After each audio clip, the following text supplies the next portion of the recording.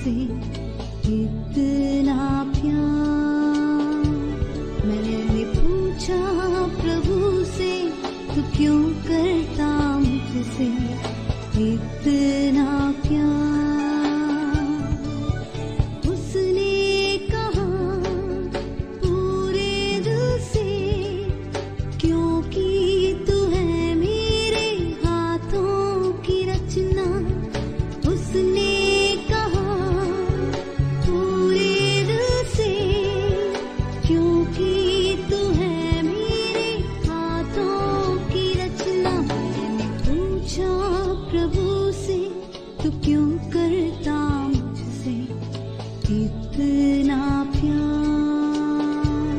मैंने पूछा प्रभु से, तू क्यों करता मुझसे इतना प्यार।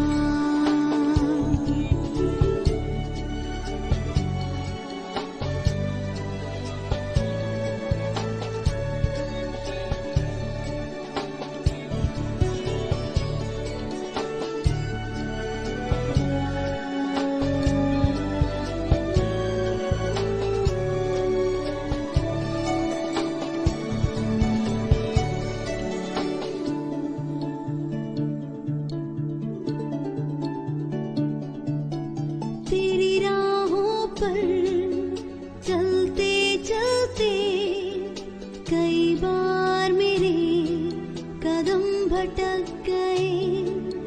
तेरी राहों पर चलते चलते कई बार मेरे कदम भटक गए।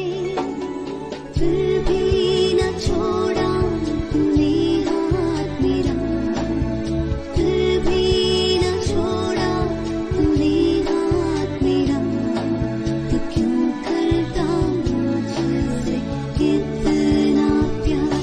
मैंने पूछा प्रभु से, तू क्यों करता मुझसे इतना प्यार। मैंने पूछा प्रभु से, तू क्यों करता मुझसे इतना प्यार।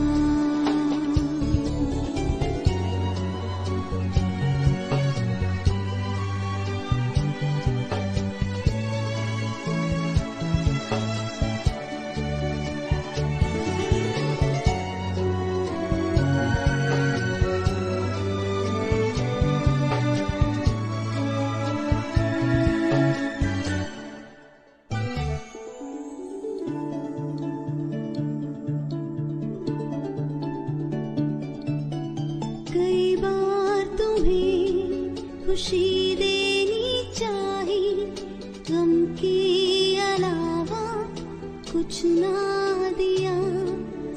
कई बार तुम्हें खुशी देनी चाही, गम के अलावा कुछ ना दिया।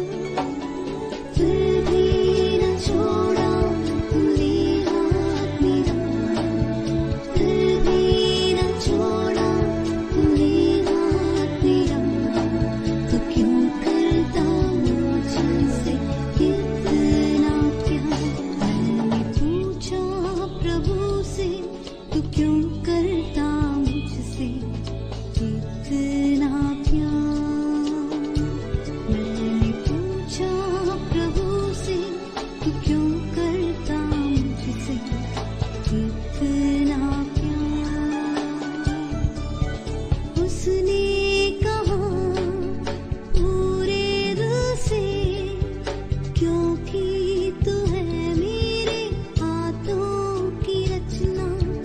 उसने कहा पूरे दिल से, क्योंकि तू है मेरे हाथों की रचना। मैंने पूछा प्रभु से, तू क्यों करता मुझसे इतना प्यार।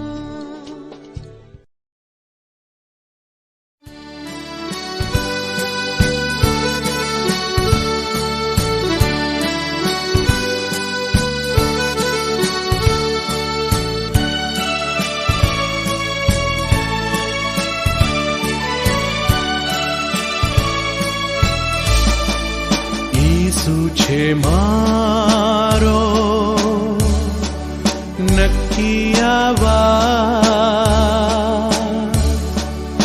मारा गौरवનું ब्याનું સાક્ષાત મુક્તિને માટે ખંડ્યો અને ફરી જન્માવ્યો ધોયો મને એ જ મારી વાર્તા એ જ મારું ગીત ત્રાતાની સ્તુતિ કરું છું એ જ મારી વાર્તા એ જ મારું ગીત ત્રાતાની સ્તુતિ કરું છું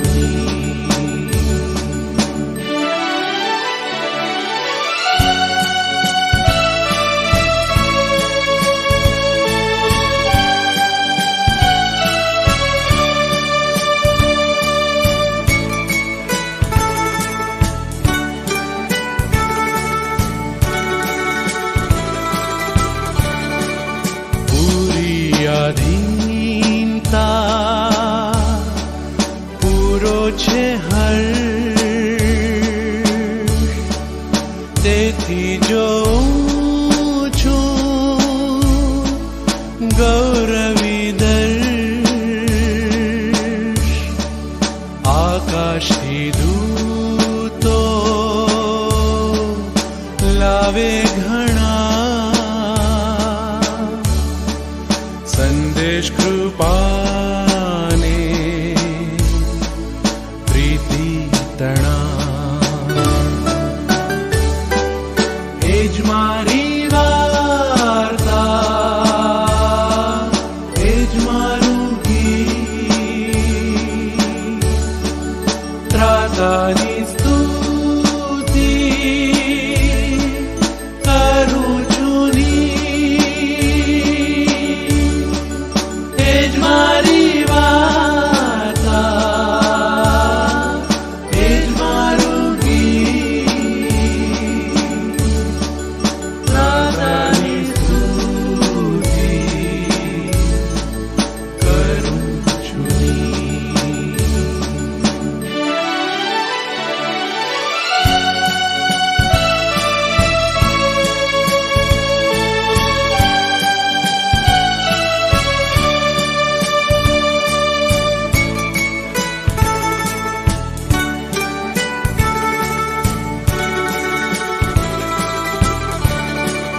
પૂરી આધીનતા પૂરો આરામ ત્રાતામાં સુખી ને ધન્યવાદ જોતાને જપતા નજર આસમાન દેવગુણથી ભરપૂર સ્નેહ બંદીવા એ જ મારી વાર્તા એ જ મારું ગીત ત્રાતાની સ્તુતિ કરું છું એ જ મારી વાર્તા એ જ મારું ગીત ત્રાતાની સ્તુતિ કરું છું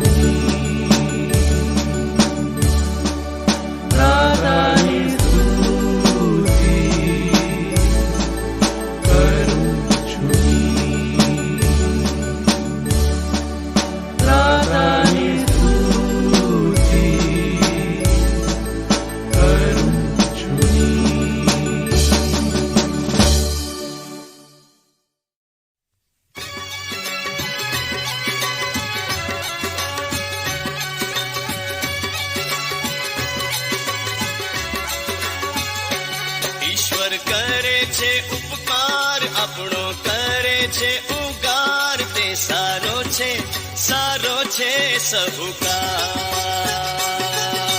કેમ કે તેની કૃપા કૃપા કૃપા કૃપા, કેમ કે તેની કૃપા ટકી રહેશે સદાકાળ.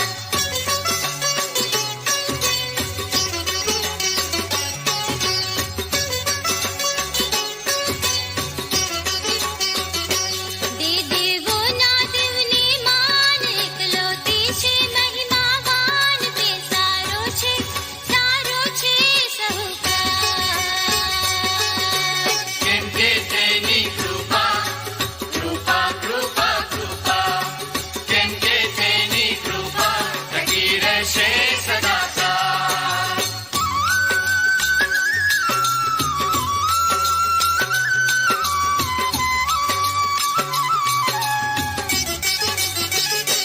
સંધા સૃષ્ટિના પ્રભુને, ત્રિલોકના મહાવિભુને, સ્તોત્રો કરો સહુકાર.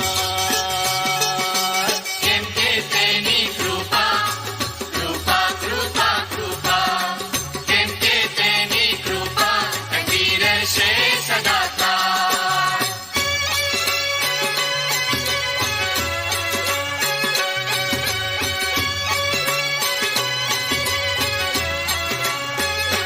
એકલો કરે ચમત્કાર, સર્વલોક પર અધિકાર, તેને ભજો સહુકાર.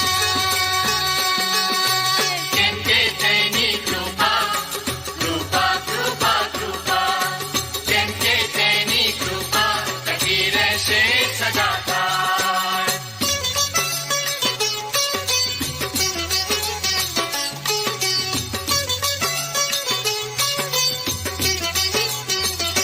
સર્વ કરતા બુદ્ધિમાન, સહુનો રક્ષક સ્તુતિમાન, તે સારો છે સહુકાર.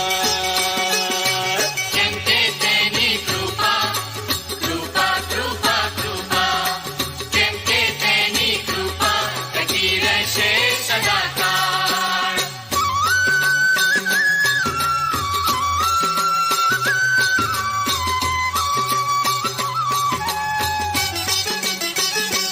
આપણા શત્રુને દંડી લીધા, આપણને ખંડી, તે તારક છે સહુકાર.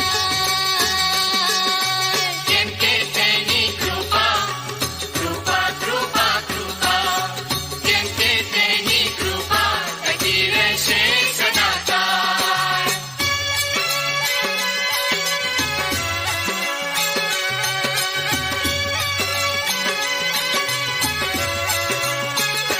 સહુ પર દયા લાવે છે, સહુને ખવડાવે છે, તે દાતા છે સહુકાર.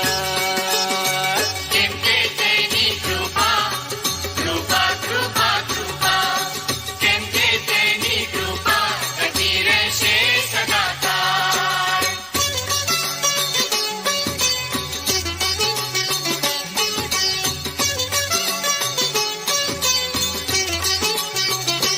દેવાકાશી મહિમાવાન, તેને માનો સદગુણવાન, હમણાં તથા સહુકાર. કેમ કે તેની કૃપા કૃપા કૃપા કૃપા, કેમ કે તેની કૃપા ટકી રહેશે સદાકાળ. કેમ કે તેની કૃપા ટકી રહેશે સદાકાળ.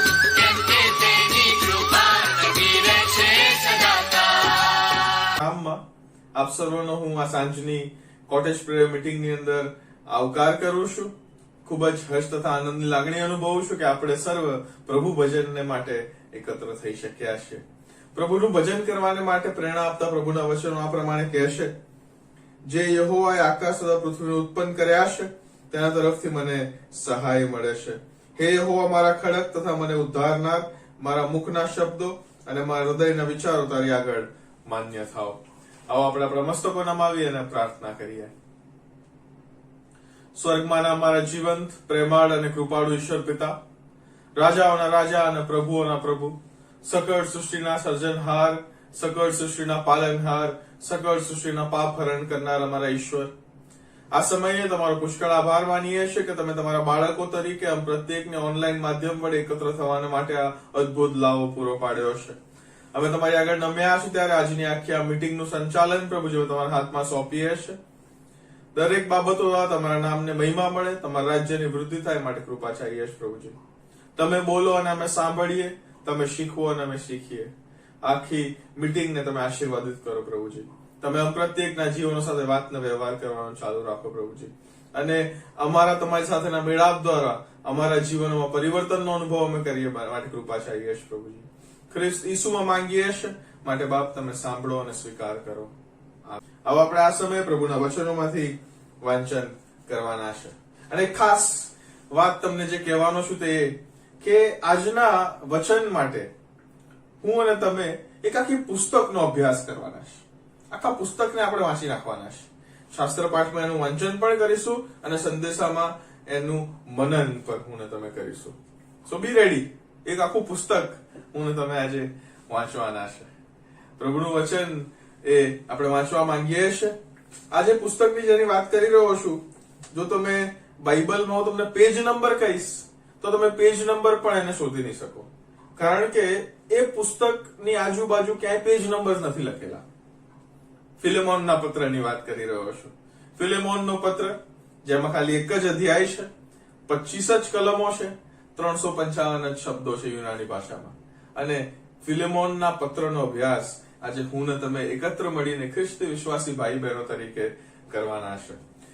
બાઇબલની અંદર જો તમે જોશો તો હિબ્રુઓના પત્રની પહેલા ફિલેમોનનો પત્ર આવે છે, અને પાન નંબર 214 પર તે આપણને જોવા મળે છે. પ્રભુનું વચન અહીં આ પ્રમાણે કહે છે, ફિલેમોનને પાઉલ પ્રેરિતનો પત્ર, અમારા સહકારી વાલા ફિલેમોન, બહેન આફિયા, અમારી સાથી સૈનિક અર્ખિપાસ તથા ઘરમાંની મંડળીને જોગ લખિતંગ, ખ્રિસ્ત ઈસુનો બંદીવાન પાઉલ તથા ભાઈ તિમોથી. દેવ આપણા બાપ તરફથી પ્રભુ ઈસુ ખ્રિસ્ત તરફથી તમને જે કૃપા તથા શાંતિ થાવ. પ્રભુ ઈસુ પરના તથા સર્વ સંતો પરના તારો પ્રેમ તથા વિશ્વાસ વિશે સાંભળવાથી તારું સ્મરણ કરીને સર્વદા મારી પ્રાર્થનાઓમાં હું મારા દેવની આભાર સ્તુતિ કરું છું કે આપણામાં જે સર્વ સારું છે તેનું જ્ઞાન થયાથી તારા વિશ્વાસનું ભાગ્યાપણું ખ્રિસ્તના મહિમાને સારું સફળ થાય, કારણ કે તારા પ્રેમથી મને ઘણો લાભ થયો છે તથા દિલાસો મળ્યો છે. કેમ કે ઓ ભાઈ, તારાથી સંતોનો હૃદયો ઉત્તેજિત થયા છે.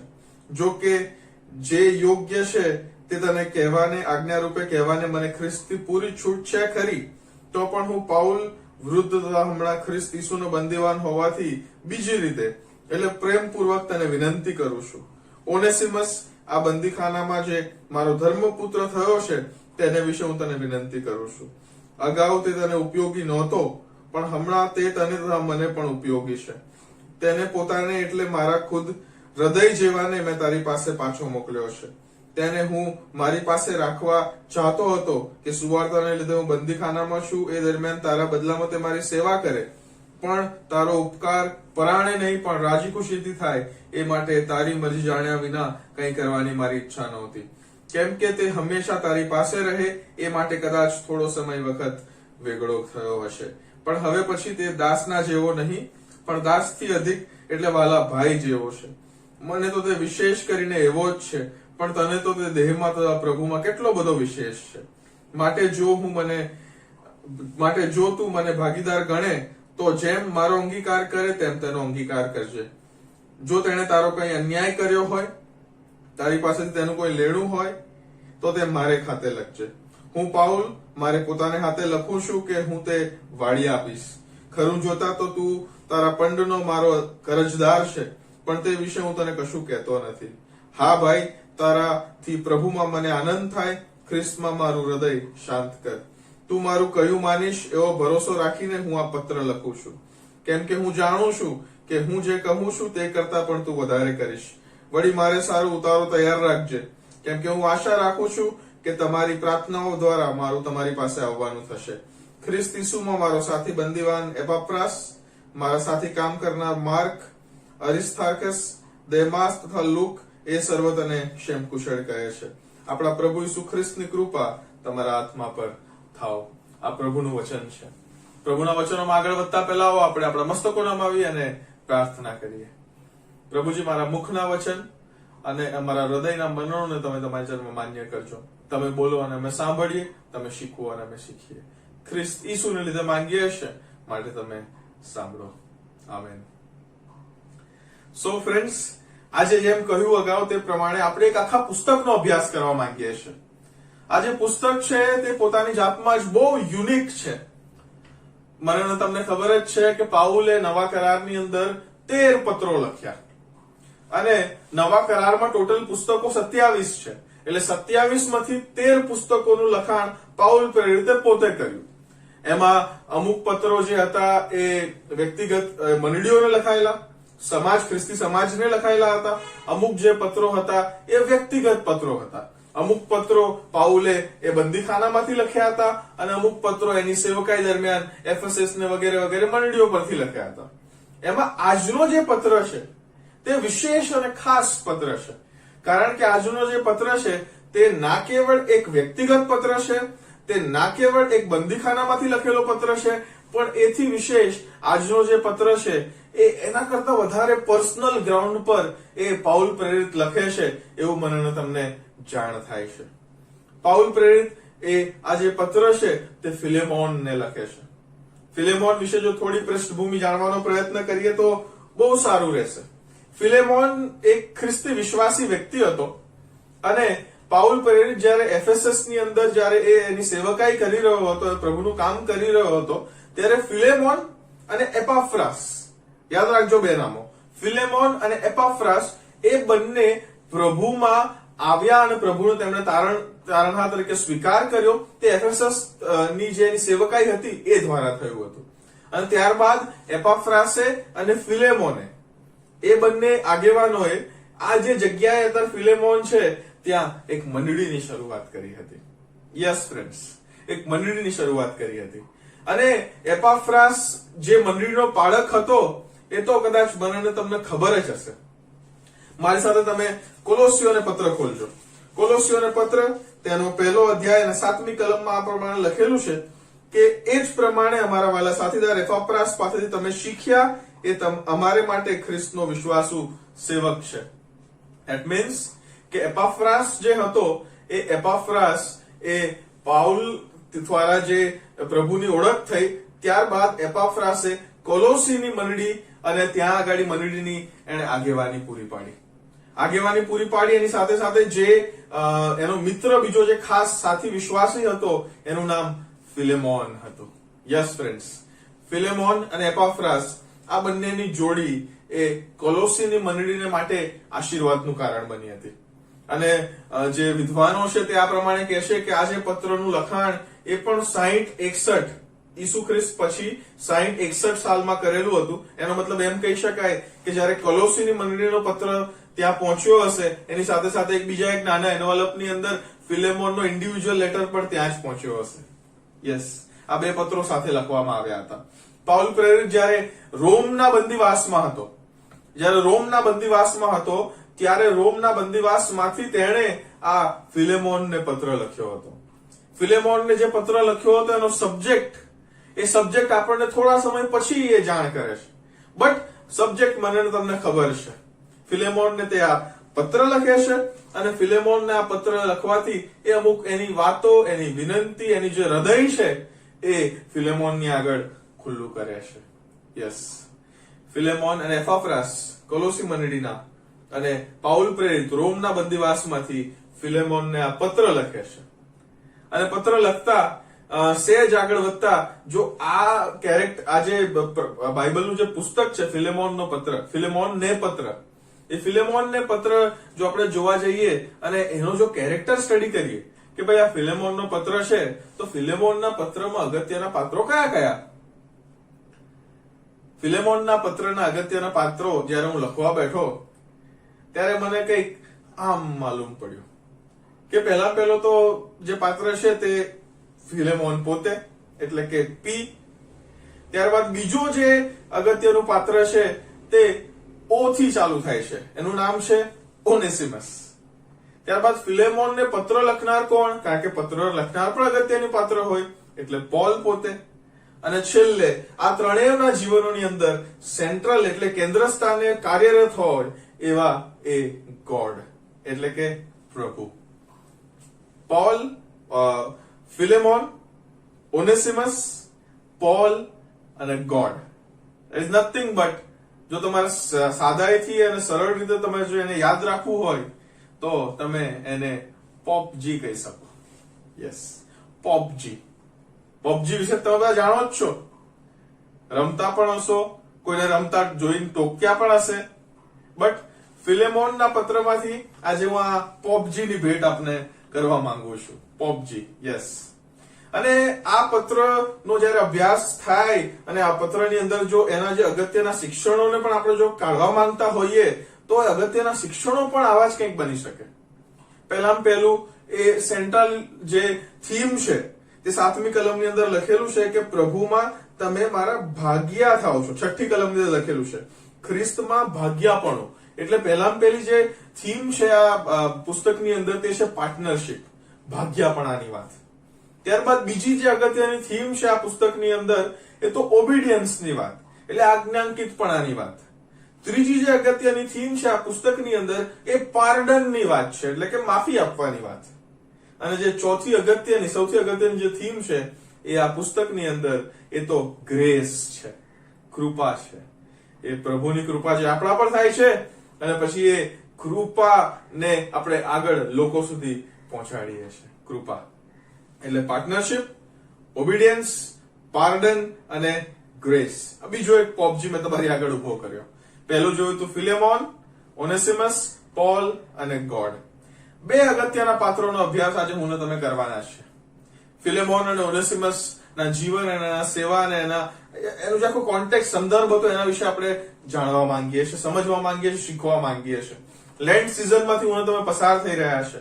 બહુ અગત્યનો ખ્રિસ્તી વિશ્વાસનો આ બહુ અગત્યનો સમય છે. લેન્ટ ઓલમોસ્ટ હવે 16 દિવસ પસાર થઈ ગયા છે. હવે આપણે પ્રભુ ઈસુ ખ્રિસ્તના દુઃખ સહનની વાત છે, વધસ્તંભની વાત છે, પુનરુત્થાન દિનની વાત છે, તે ગમ આપણે આગળ વધી રહ્યા છે. અને તે ગમ જયારે હું તમે આગળ વધી રહ્યા છે ત્યારે એ બધી વાતોને કેન્દ્ર સ્થાનમાં રાખતા, ધ્યાનમાં અને મનમાં અને હૃદયપટ પર રાખતા હું ને તમે આ બે પાત્રોનો અભ્યાસ કરીએ એ બહુ અગત્યનું છે. ફિલેમોન વિશે જો તમે જુઓ તો 1 થી 7 કલમની અંદર ફિલેમોન વિશે બહુ ડિટેલમાં માહિતી આપવામાં આવી છે. પહેલામાં પહેલી બાબત જે આપણે ફિલેમોન વિશે શીખીએ છીએ તે તો એ છે કે ફિલેમોન એક ફેમિલી મેન હતો. ફિલેમોન એક ફેમિલી મેન હતો. તમે જો જુઓ પહેલી કલમની અંદર લખેલું છે કે અમારા સહકારી વાલા ફિલેમોન, બહેન આફિયા અને અમારા સાથી સૈનિક આર્ખિપાસ.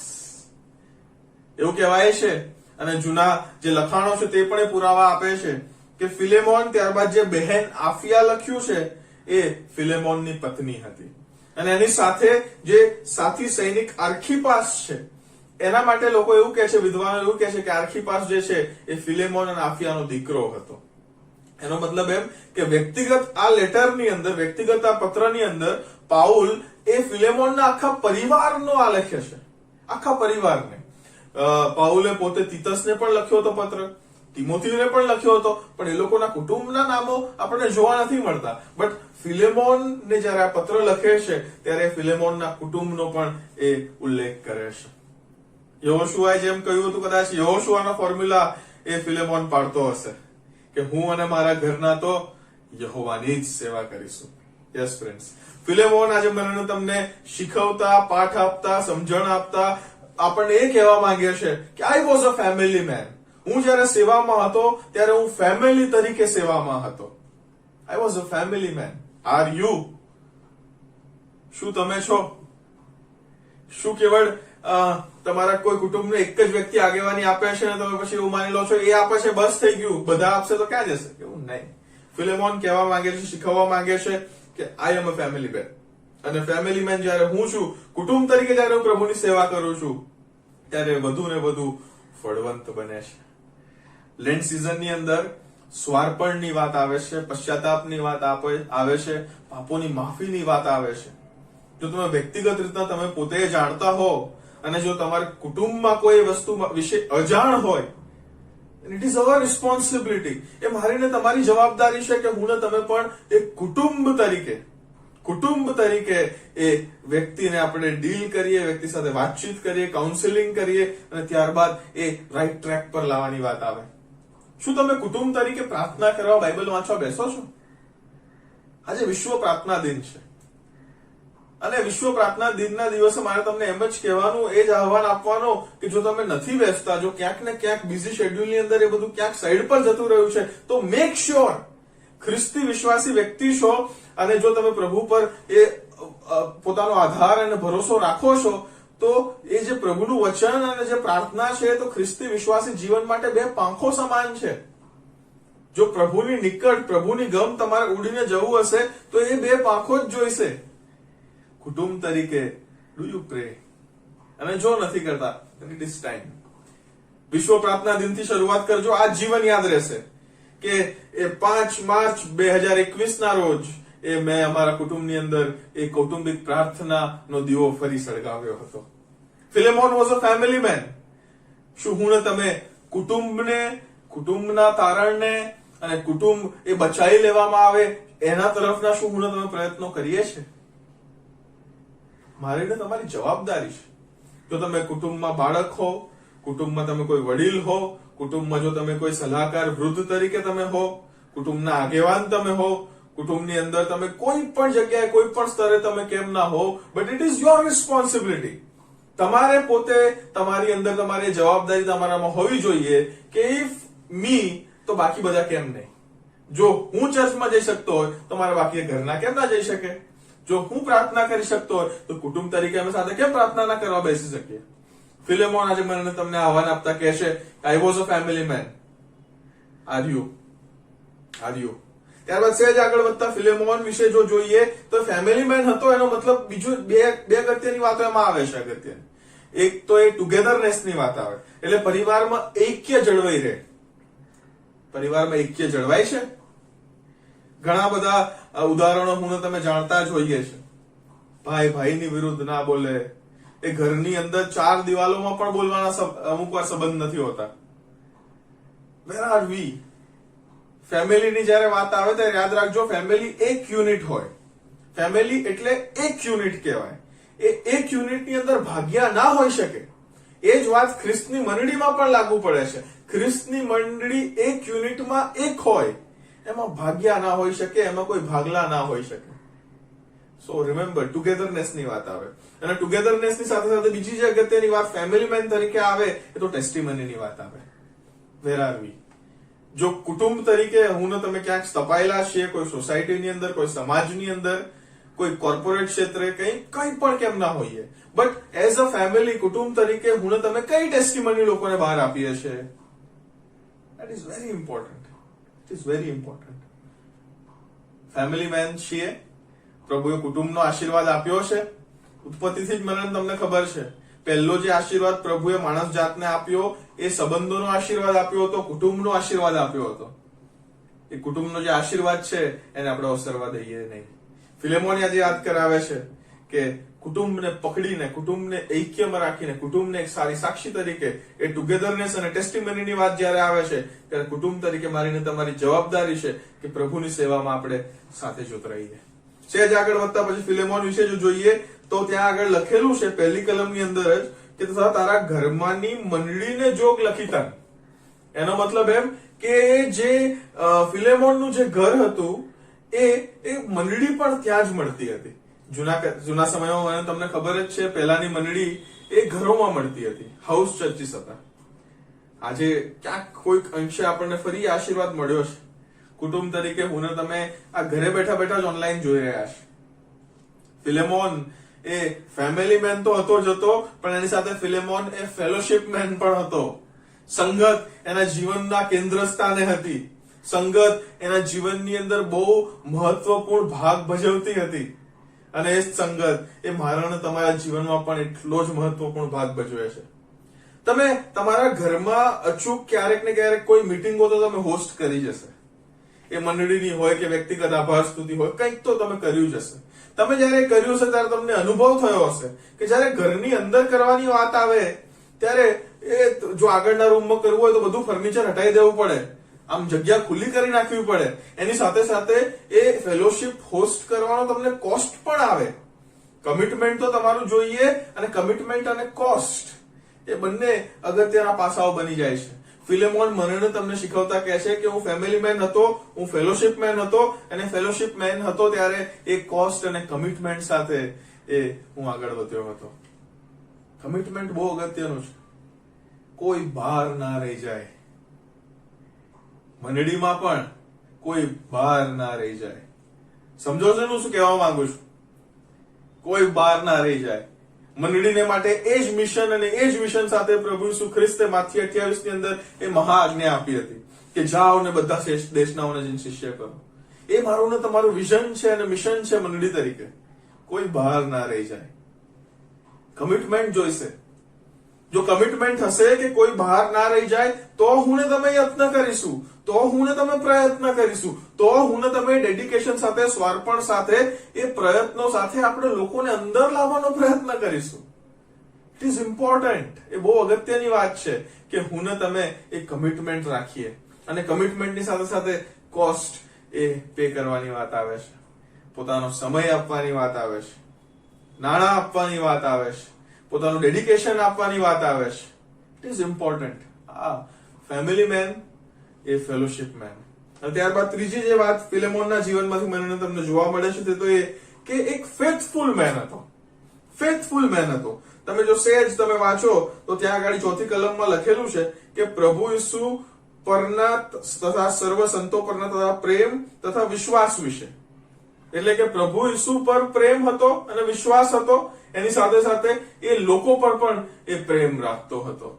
એ જે તમને ખબર છે, પ્રભુ ઈસુ ખ્રિસ્તે 2 અગત્યની આજ્ઞાઓ એ માણસ જાતને આપી હતી. જૂના કરારના જો તમે નિયમો જોશો તો બહુ બધા છે, પણ પ્રભુ ઈસુ ખ્રિસ્તે કહ્યું હતું કે આ 2 આજ્ઞાઓમાં નિયમ અને પ્રબોધકોનું જે સેવા કાર્ય છે એ બધું સમાયેલું છે.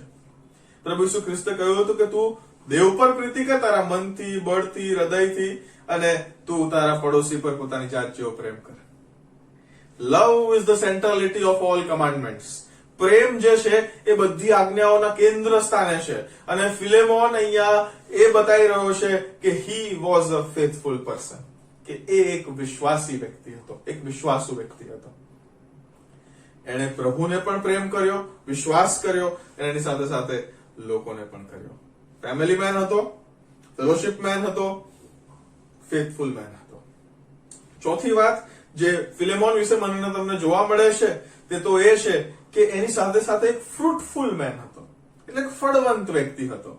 પાઉલ પ્રેરિત 7મી કલમમાં કહે છે કે કારણ કે તારા પ્રેમથી મને ઘણો લાભ થયો છે તથા દિલાસો મળ્યો છે. એટલે કે પાઉલ પ્રેરિત જે પોતે લખી રહ્યો છે એ પોતે હવે આ ફિલેમોનના જીવનને માટે અને ફિલેમોનના એ જે પ્રેમનું જે દર્શન, પ્રેમ જે દર્શાવ્યો લોકો માટે અને પ્રભુ માટે, એના લીધે એ પાઉલ હવે રિજોઇસ કરી રહ્યો છે. પાઉલ હવે આનંદ મનાઈ રહ્યો છે.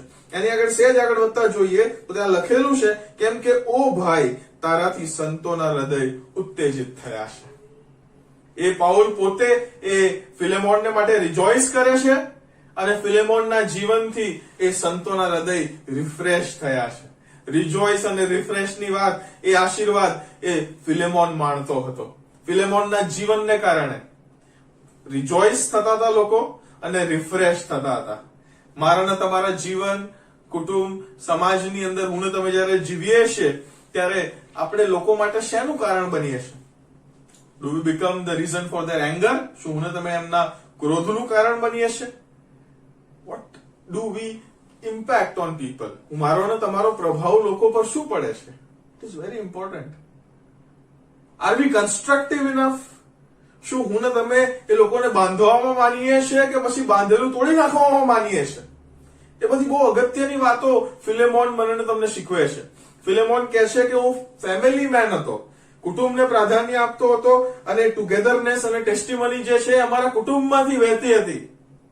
ત્યારબાદ સહેજ આગળ વધતા કહે છે કે હું ફેલોશિપ મેન હતો, કોસ્ટ અને કમિટમેન્ટ 6 આવ્યું, પણ એ બધાની સાથે એ ફેલોશિપને કેન્દ્ર સ્થાને રાખીને મેં મારા જીવનમાં આગળ વધ્યો. ત્યારબાદ સહેજ આગળ વધતા ફિલેમોન કહે છે કે હું ફેથફુલ મેન હતો, હું એક વિશ્વાસુ વ્યક્તિ હતો. મેં પ્રભુ પ્રત્યે પ્રેમ અને વિશ્વાસ પણ રાખ્યો અને લોકો પ્રત્યે પણ એ જ પ્રેમ રાખ્યો.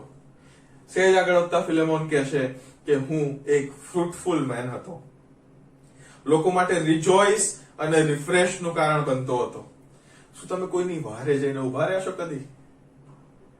કોઈ જયારે ડૂબી રહ્યું હોય, કોઈ જયારે પડી ગયું હોય, કોઈ જયારે એના જીવનની અંદર એ વાવાઝોડાઓમાંથી પસાર થઈ રહ્યું હોય, તમે ક્યારેક જઈને પોતાનો ખભો આપ્યો છે?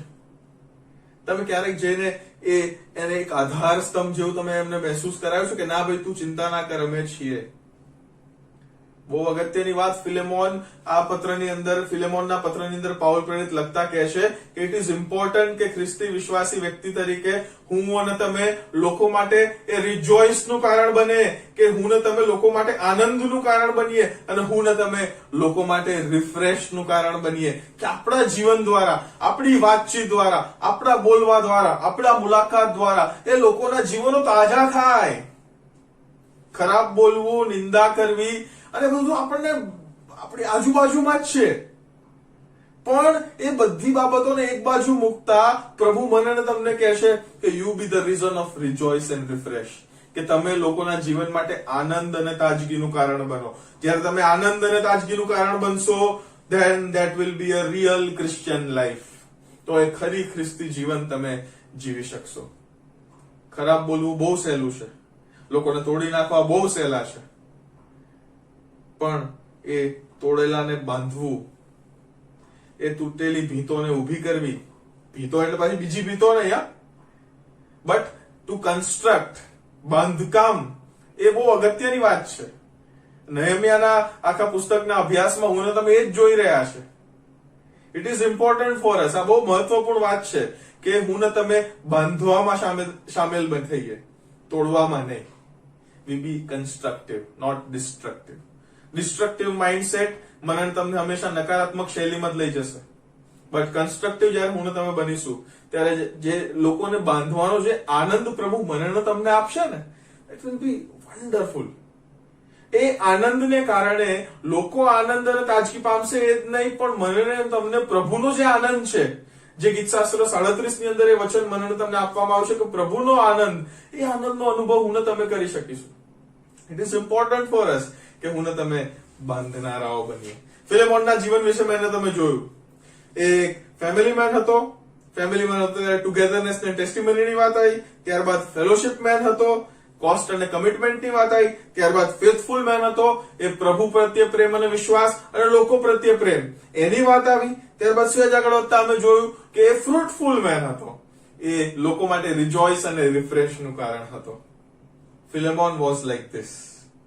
આરવી જ્યારે હું ને તમે ખ્રિસ્તી વિશ્વાસમાં આ લેન્ટ સિઝનમાંથી પસાર થઈ રહ્યા હશે, ત્યારે યાદ રાખજો એક વસ્તુ, આ ઉદ્ધાર સાજક, તારણ સાજક જે યોજના છે એ કેમ ઘડવી પડી?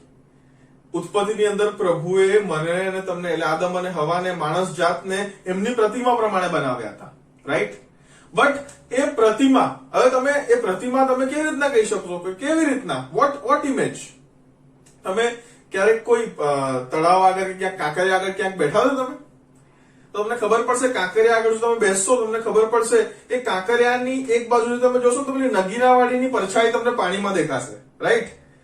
એ નગીનાવાડી જે છે આખી એ 3D છે, એટલે કે તમે એને ચારે બાજુથી ફરીને જોઈ શકો છો, પણ એની નીચે જે એ પાણીમાં એની જે ઇમેજ છે, એ જે પ્રતિમા જે છે નગીનાવાડીની, એ 2D માં છે, એટલે કે એ 2 ડાયમેન્શનમાં છે.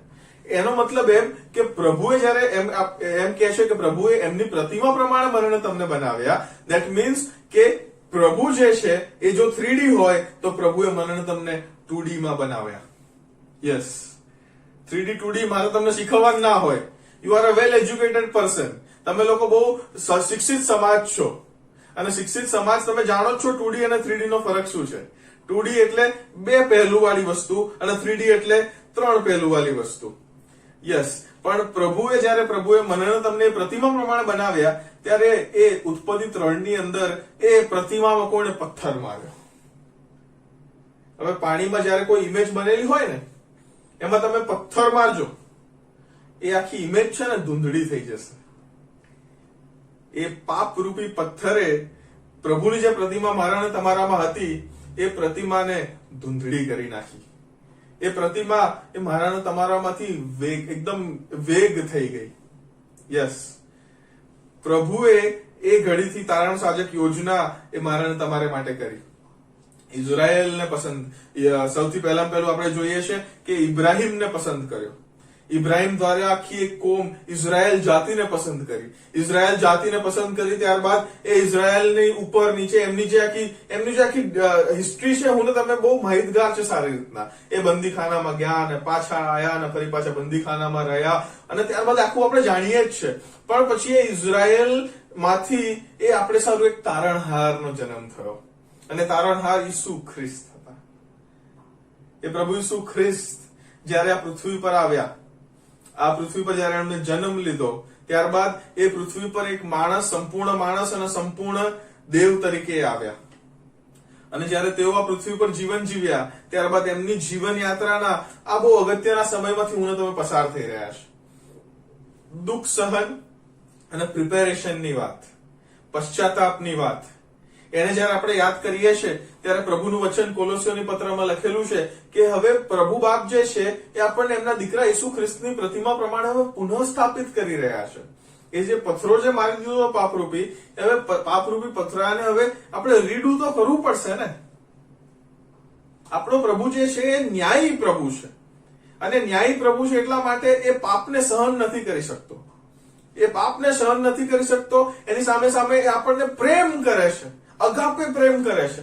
માટે એમણે એમનો એકાકી જનિત દીકરો મારા અને તમારે સારો મોકલી દીધો કે જેથી કરીને હું ને તમે એના પર વિશ્વાસ માત્રથી બચાવી લેવામાં આવીએ, આપણો નાશ ના થાય. He loves us. He loves us with the love that is perfect. સિદ્ધ પ્રેમથી આપણને પ્રેમ કરે છે. એ જે તારણ સાજક યોજના પ્રભુએ મારા ને તમારે સારું ઘડી, એ તારણ સાજક યોજનાના ભાગીદાર મારે તમારે બનવાનું છે. લેન્ટ સીઝન ફિલેમોન મારે સારું અને તમારે સારું એક ઉદાહરણ મૂકે છે. કુટુંબને પ્રાધાન્ય આપવાની વાત, સંગતને પ્રાધાન્ય આપવાની વાત, ત્યારબાદ વિશ્વાસુ રહેવાની વાત પ્રભુ પ્રત્યે, પ્રભુના લોકો પ્રત્યે, અને છેલ્લી ફળવંત જીવન જીવવાની વાત, જ્યાં હું ને તમે લોકો માટે એ રિજોઇસનું, આનંદનું અને રિફ્રેશનું એટલે તાજગીનું કારણ બનીએ. બીજા જે પાત્રનો અભ્યાસ હું ને તમે કરવા માંગીએ છીએ એ તો ઓનેસિમસ વિશે. ઓનેસિમસ વિશે જો આપણે જોઈએ તો ઓનેસિમસ નું જે પાત્ર છે એ બાઇબલની અંદર બહુ રેર પાત્ર છે. રેર એટલા માટે કહી રહ્યો છું કે ઓનેસિમસ માટે અહીંયા પાઉલ વિનંતી કરી રહ્યો છે. પાઉલ ઇઝ પ્લીડિંગ ઓનેસિમસ માટે ફિલેમોનને વિનંતી કરી રહ્યો છે. હવે ઓનેસિમસના જીવન વિશે જોઈએ તો ઓનેસિમસ તો એક ગુલામ હતો.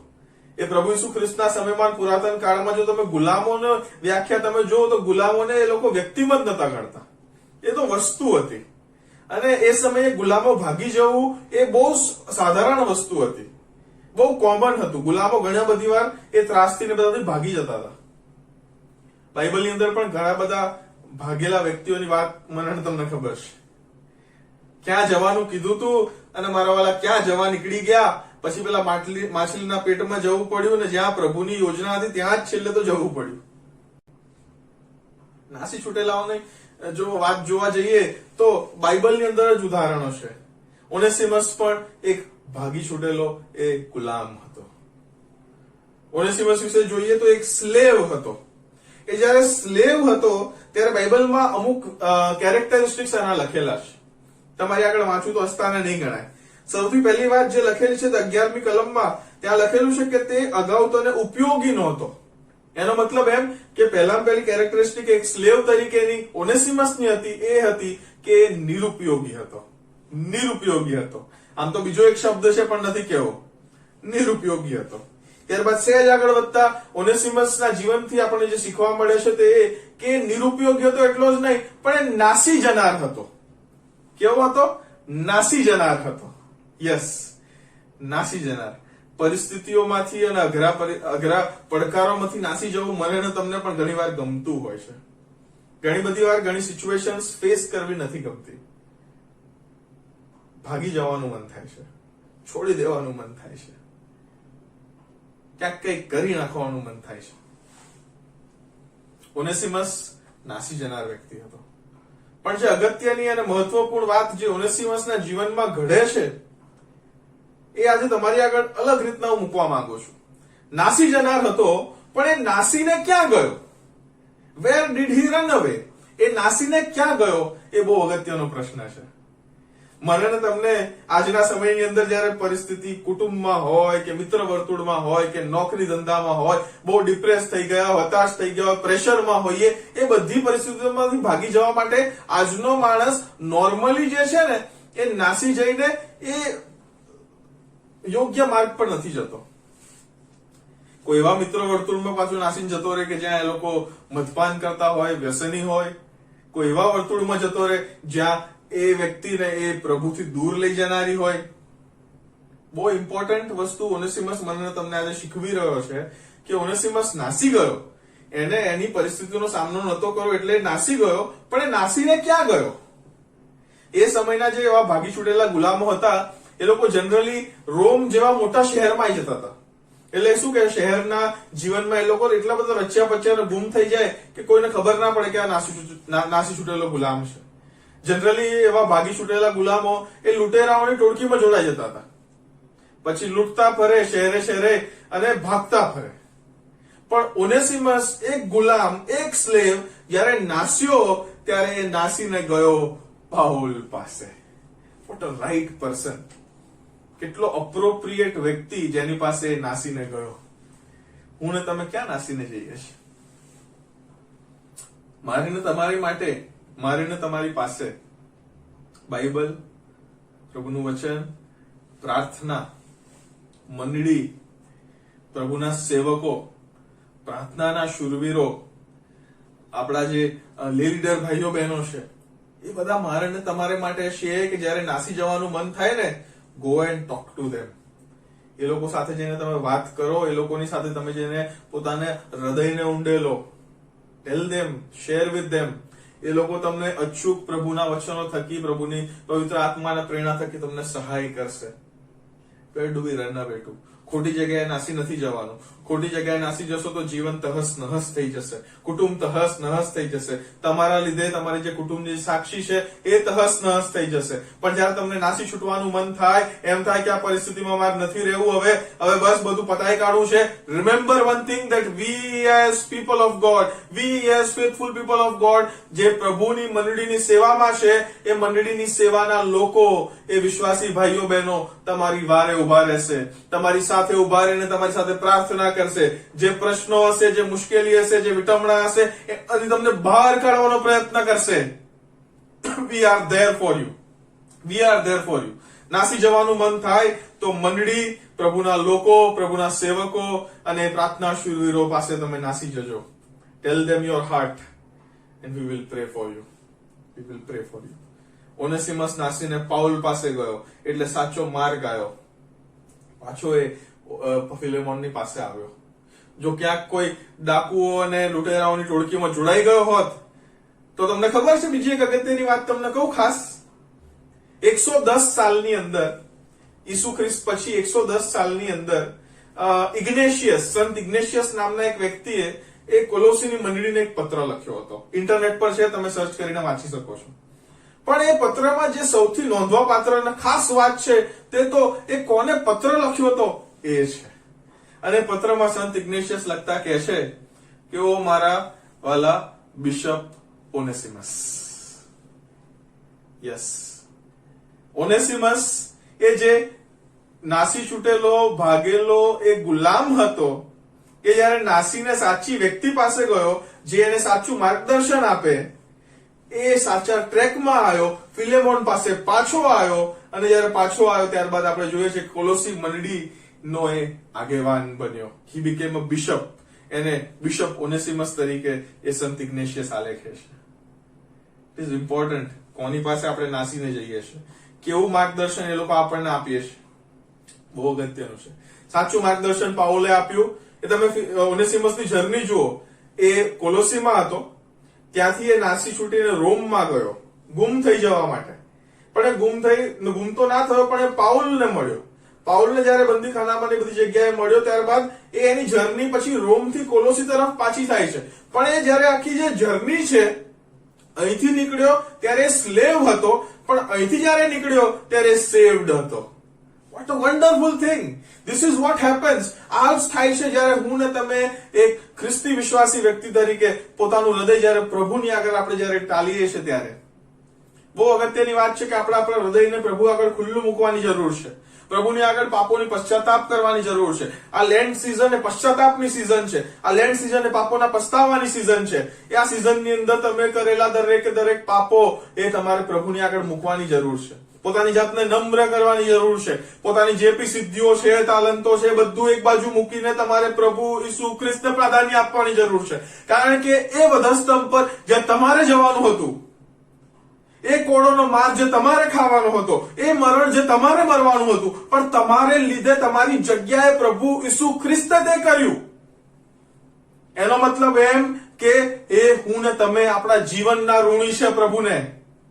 યસ, અગત્યની વાત કે મારે ને તમારે જયારે પ્રભુની સમક્ષતા હું ને તમે જઈએ છીએ ત્યારે પોતાની જાતને નમ્ર કરીને, હું જયારે પ્રભુની આગળ જાઉં ત્યારે મારી જે બી સિદ્ધિઓ છે, ટાઇટલ્સ છે, બધું એક બાજુ મૂકીને એક પાપી જોયેલ તરીકે પ્રભુની સામે જાઉં છું. Remember this. Onesimus knew the right way.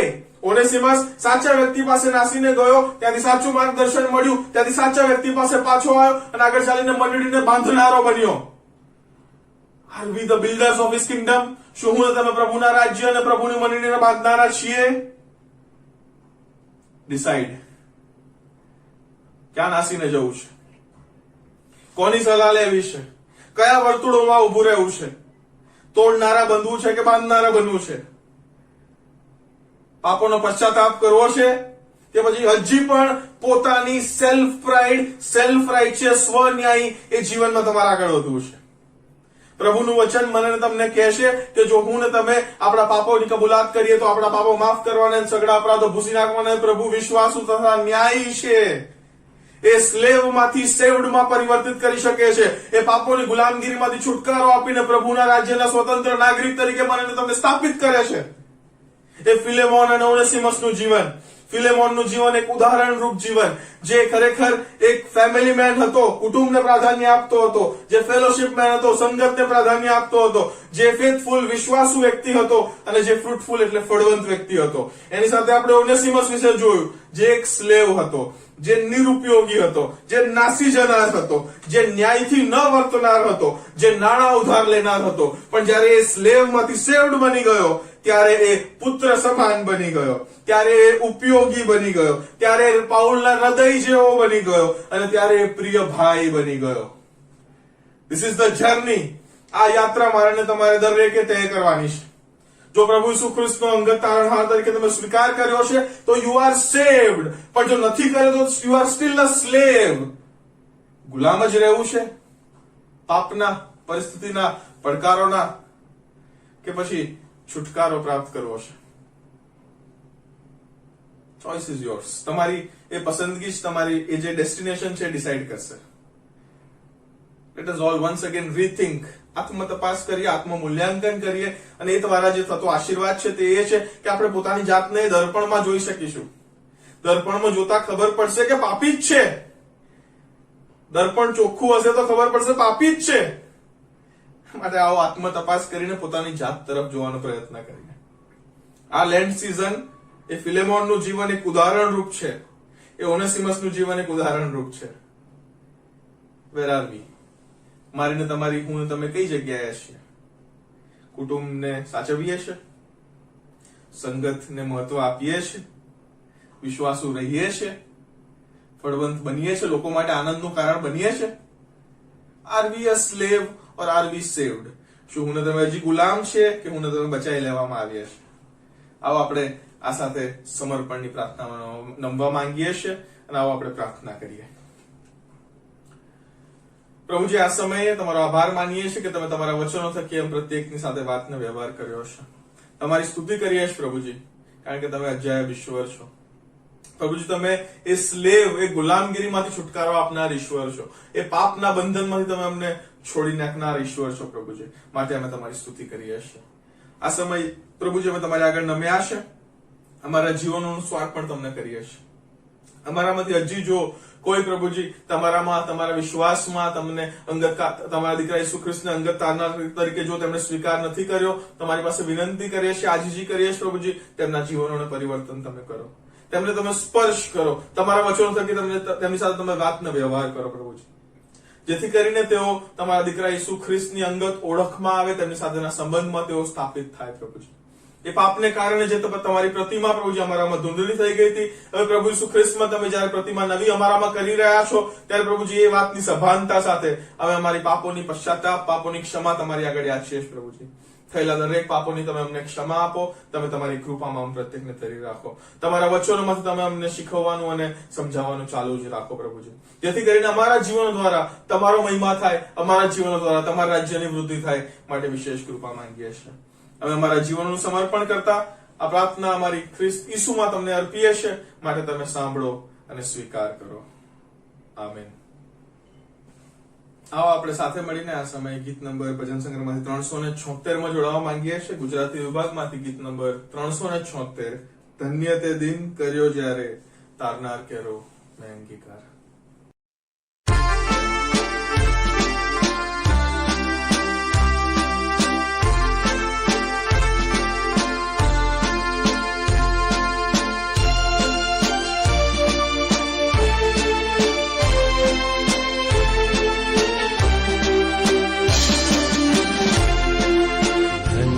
તે દિન કર્યો જ્યારે તારનાર કેરો મેં અંગીકાર, હર્ષે ભરપૂર મન અત્યારે ખુશીનો કરે છે પુકાર.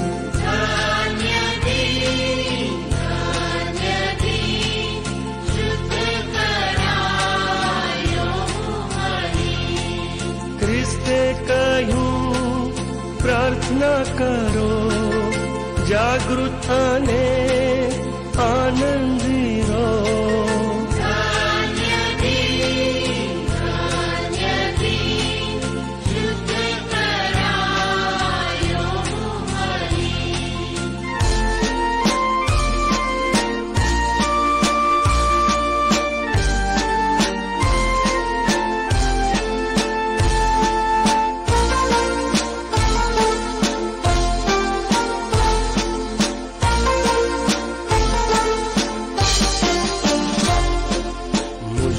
મહાકામ પૂર્ણ થયું, પ્રભુનો હું ને તે મારો, તેણે તેર્યો ને સુણ્યા મેં મધુરેશ્વરી પોકારો.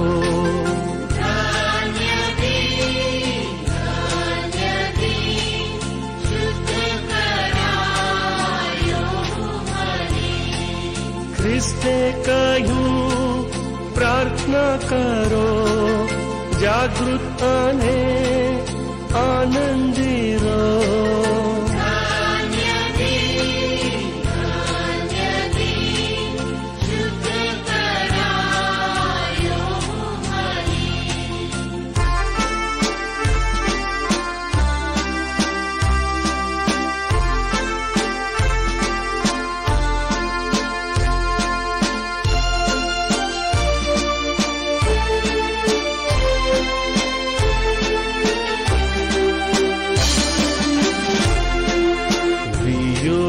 મન મારા તું હાલ આરામે રે, આ સુખને સ્થાન પ્રભુથી દૂર ન જાકો કાળ, તે આપે સર્વ કૃપાદાન.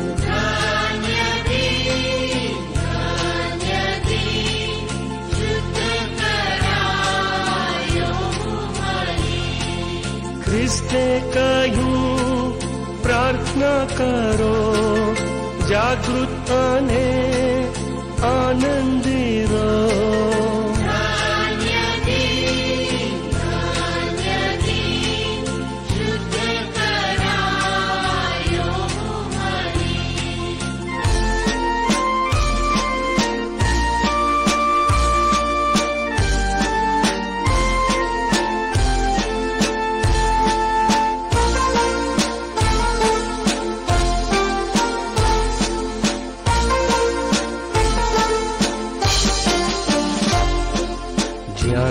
જીવી આ જગત પર ને મારું મારણ આવે પાસ ત્યાં લગ પહોંચશે એ પરાત પર દાસ કેરી સ્તુતિની સુવાસ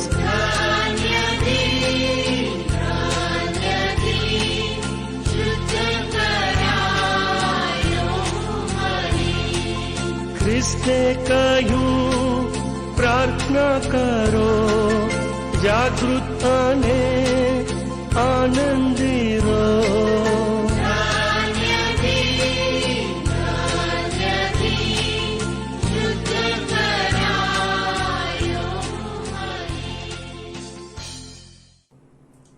આવો આપણે આપણા મસ્તકો નમાવી અને છેલ્લી પ્રાર્થનામાં જોડાવા માંગીએ છીએ. ત્યારબાદ પ્રભુની શીખવેલી પ્રાર્થના આપણે સાથે બોલીશું. આવો આપણે પ્રાર્થના કરીએ. પ્રભુજી, આ સમયને માટે અમે તમારો ફરીને એકવાર આભાર જ માનીએ છીએ કે અદભુત એવી કોટેજ મીટિંગની અંદર તમે અમને આગેવાની આપી, તમે તમારી કૃપા અમ પર જાહેર કરી. પ્રભુજી, આ સમયે અમે તમારી આગળ નમ્યા છે ત્યારે અમે અમારા જીવનનું અર્પણ તમને કરીએ છીએ. તમે તમારી કૃપા અમ પ્રત્યેક પર જાહેર કરો, તમે તમારા અનુગ્રહથી અમને ભરી દો, તમે તમારા પ્રેમનો અનુભવ અમને નિરંતર તમે કરાવતા રહો. પ્રભુજી, તમારી એ ઉપસ્થિતિ, તમારી હાજરીના અનુભવ થકી અમે અમારા જીવનો વધુ ને વધુ પ્રભુ ઈસુ ખ્રિસ્ત જેવા થનારા અમે બની શકીએ માટે કૃપા માંગીએ છીએ. આ કોટેજ પ્રેયર મીટિંગનું સંચાલન તમે તમારા પવિત્ર આત્માની પ્રેરણા વાળી કર્યું, વચનો થકી અમ સાથે વાતનો વ્યવહાર કર્યો માટે તમારો આભાર માનીએ છીએ. આ સમયે અમ પ્રત્યેકને અમે તમારા હાથમાં સોંપીએ છીએ. તમે તમારા અનુગ્રહથી અમને ભરી દો, તમે અમને એવા માધ્યમ બનાવો જેથી કરીને અમારા દ્વારા તમારો પ્રેમ, તમારી કૃપા, તમારી શાંતિ, તમારી માફી જે છે એ લોકો સુધી પ્રભુજી વહેતી થાય. અમ દ્વારા તમારા રાજ્યની વૃદ્ધિ થાય, અમારા જીવનો દ્વારા તમારા નામને મહિમા મળે માટે કૃપા ચાહીએ છે. ખ્રિસ્ત ઈસુમાં સગળું માંગીએ છીએ, જેમણે અમને આ પ્રમાણે પ્રાર્થના કરતા શીખવ્યું. આકાશમાં અમારા બાપ, તમારું નામ પવિત્ર મનાવો, તમારું રાજ્ય આવો, જેમ આકાશમાં તેમ પૃથ્વી પર તમારી ઈચ્છા પૂરી થાવ. દિવસને મારી રોટલી આજ અમને આપો, જેમ અમે અમારું માફ કર્યા છો તેમ તમે અમારું અમને માફ કરો. અમને પરીક્ષણમાં ન લાવો, પણ પુંડાઈથી અમારો છૂટકો કરો, કેમ કે રાજ્ય, પરાક્રમ તથા મહિમા સર્વકાળ સુધી તમારા જ છે. આમેન. પ્રભુ આપ સર્વને કૃપા અને આશીર્વાદ આપો. આમેન.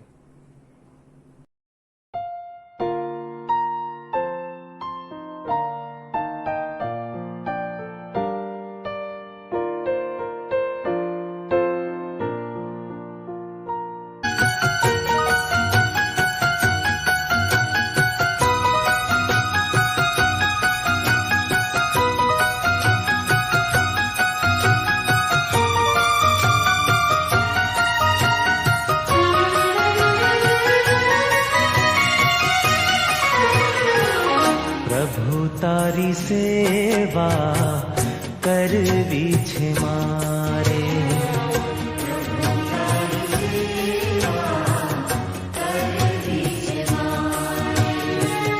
ઈસુ તારી સેવા કરવી છે મારે,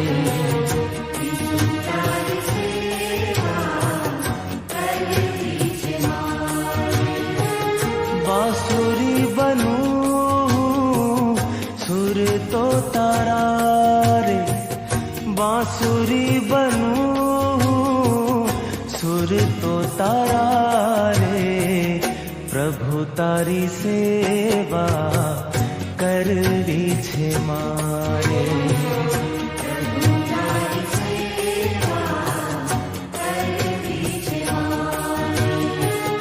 ઈસુ તારી સેવા કરવી છે મારે.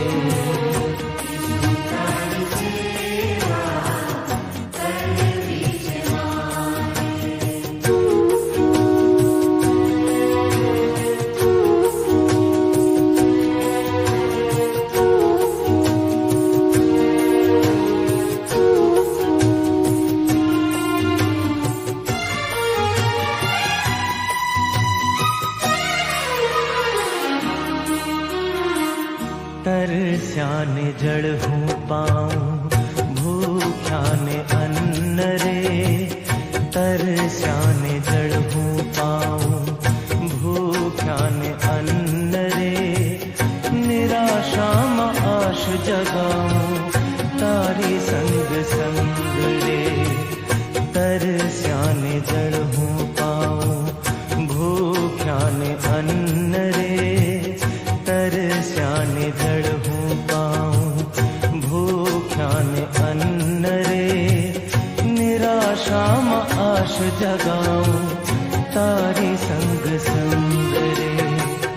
કરજે સૌનું તું ભલું એ જ પ્રાર્થના રે કરજે સૌનું તું ભલું એ જ પ્રાર્થના રે પ્રભુ તારી સેવા કરવી છે મારે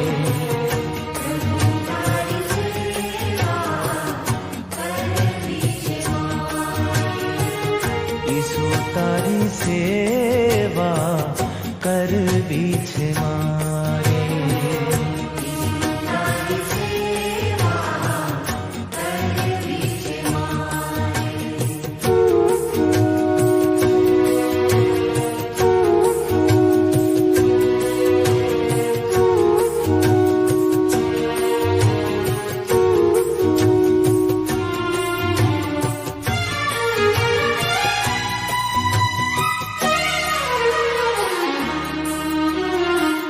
રહે મનના મારું પ્રભુ તારામાં મગન રે રહે મન અમારું પ્રભુ તારામાં મગન રે ઝંખે અંતર અમારું એક તુજ મિલન રે રહે મનના મારું પ્રભુ તારામાં મગન રે રહે મનના મારું પ્રભુ તારામાં મગન રે ઝંખે અંતર અમારું એક તુજ મિલન રે જીવું ત્યાં લગી જપું તારી માળા રે જીવું ત્યાં લગી જપું તારી માળા રે પ્રભુ તારી સેવા કરવી છે મારે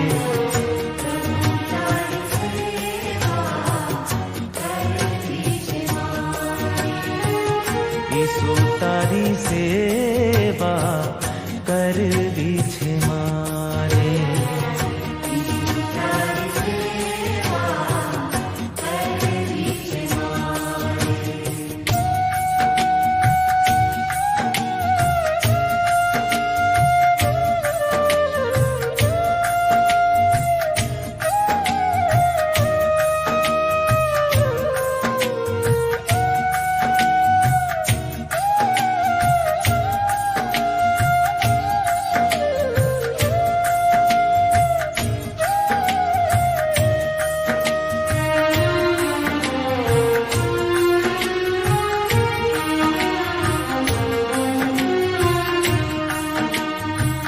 ખૂટી જાય શ્વાસ જો મારા મીચાય નયન રે આવજે તું રેવા મુજને દે મને વચન રે ખૂટી જાય શ્વાસ જો મારા મીચાય નયન રે આવજે તું રેવા મુજને દે મને વચન રે તેડી લાવજે તું મરિયમ માને સાથ મારે તેડી લાવજે તું મરિયમ માને સાથ મારે